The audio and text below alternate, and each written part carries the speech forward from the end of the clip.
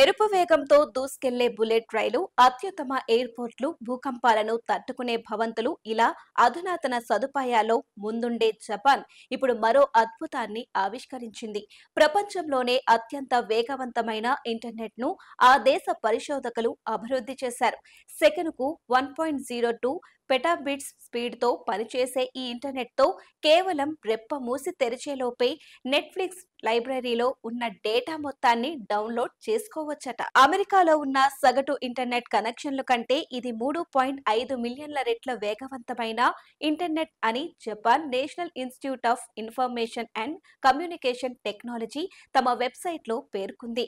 ఇక భారత్లోని సగటు ఇంటర్నెట్ స్పీడ్తో పోలిస్తే దీని బ్రౌజింగ్, డౌన్లోడింగ్ వేగం 16 మిలియన్ల రెట్లు ఎక్కువని తెలిపింది. ఎన్ఐసిటీలోని photonic network laboratory team, Sumitomo electric and European partners తో కలిసి జపాన్ ఈ ఇంటర్నెట్ ను అభివృద్ధి చేసింది. కొత్తగా డెవలప్ చేసిన ఇంటర్నెట్ తో కేవలం ఒక సెకనులోనే ఇంగ్లీష్ వికీపీడియా మొత్తాన్ని 10,000 సార్లు డౌన్లోడ్ చేసుకోవచ్చని ఆ వెబ్సైట్ లో పేర్కొన్నారు.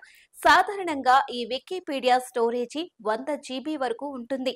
ఇక కొత్త ఇంటర్నెట్ తో ఒక సెకనులోనే 8K రిజల్యూషన్ తో ఉన్న వీడియోలను డౌన్లోడ్ చేసుకోవచ్చని జపాన్ పరిశోధకులు చెబుతున్నారు. ప్రత్యేక ఫైబర్ ఆప్టికల్ కేబుల్ సాయంతో జపాన్ ఈ వేగవంతమైన నెట్వర్క్ ను అభివృద్ధి చేసింది. ఇందుకోసం పరిశోధకులు ట్రాన్స్మిటర్లు, రిసీవర్లు, 19 లూపింగ్ సర్క్యూటర్లు వినియోగించారు. ఈ లూపింగ్ సర్క్యూట్ ఒక్కొక్కటి 86.1 కిలోమీటర్ల పొడవు ఉంది. ఈ లూప్స్ నుంచి సిగ్నల్లు వెళ్లి డేటాను అందిస్తాయి.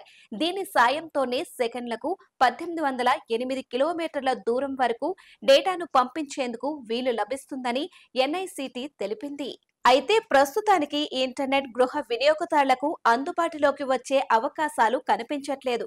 కానీ ప్రభుత్వాలు, డేటా సెంటర్ ఆపరేటర్లు, టెలికాం సంస్థలు దీన్ని వినియోగించుకునేందుకు సన్నాహాలు చేస్తున్నారట. 6G నెట్వర్క్ తరువాతి తరం సముద్రగర్భ కేబుళ్లకు ఈ జపాన్ ఇంటర్నెట్ ఓ మోడల్ గా నిలవనుంది.